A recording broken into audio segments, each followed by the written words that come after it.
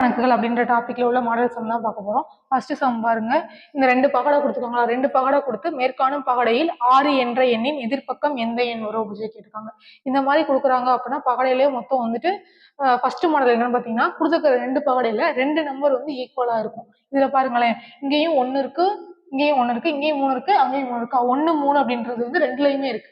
இப்படி இருக்கும்போது மிச்சம் இருக்கக்கூடிய அந்த ஒரு நம்பர் இருக்குல்ல, இங்க மிச்சம் இருக்கு 6 மட்டும் இருக்கு, இங்க மிச்சம் வந்து 5 மட்டும் இருக்கா, அந்த 6ம் 5ம் 1 ஆப்போசிட்டா இருக்கும். இப்ப நமக்கு அதான கேட்டிருக்காங்க, 6 என்ற எண்ணின் எதிர்ப்பக்கம் எந்த எண் வரும்னு கேட்டிருக்காங்களா.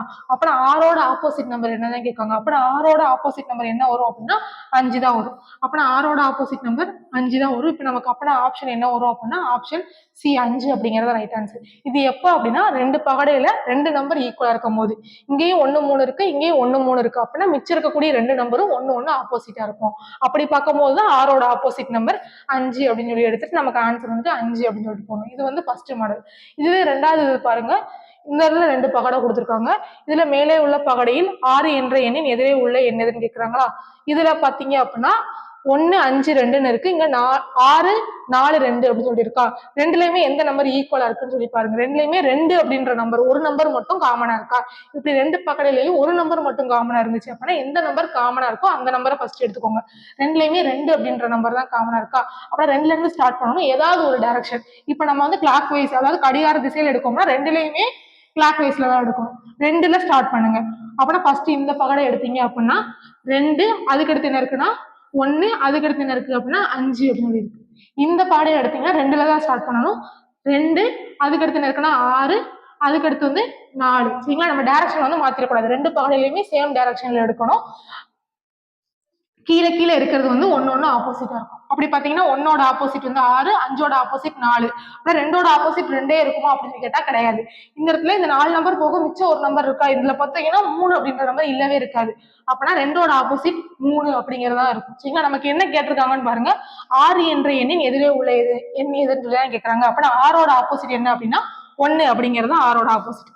அப்படின்னா ஆப்ஷன் ஏ 1 அப்படிங்கிறது ரைட் ஆன்சர். இந்த மெத்தட் நம்ம எதுக்கு யூஸ் பண்ணணும் அப்படின்னா 2 பகடையிலையுமே ஒரு நம்பர் மட்டும் காமனா இருக்கு அப்படின்னா எந்த நம்பர் காமனா இருக்கோ அந்த நம்பர்ல இருந்து ஸ்டார்ட் பண்ணி ஒரே டைரக்ஷன்ல அந்த நம்பர் ஃபர்ஸ்டா வச்சுட்டு டைரக்ஷன் எழுதி மேலையும் கீழே இருக்கிற நம்பர் வந்து ஆப்போசிட் நம்பர் அப்படின்ற மாதிரி எடுத்துக்கணும்.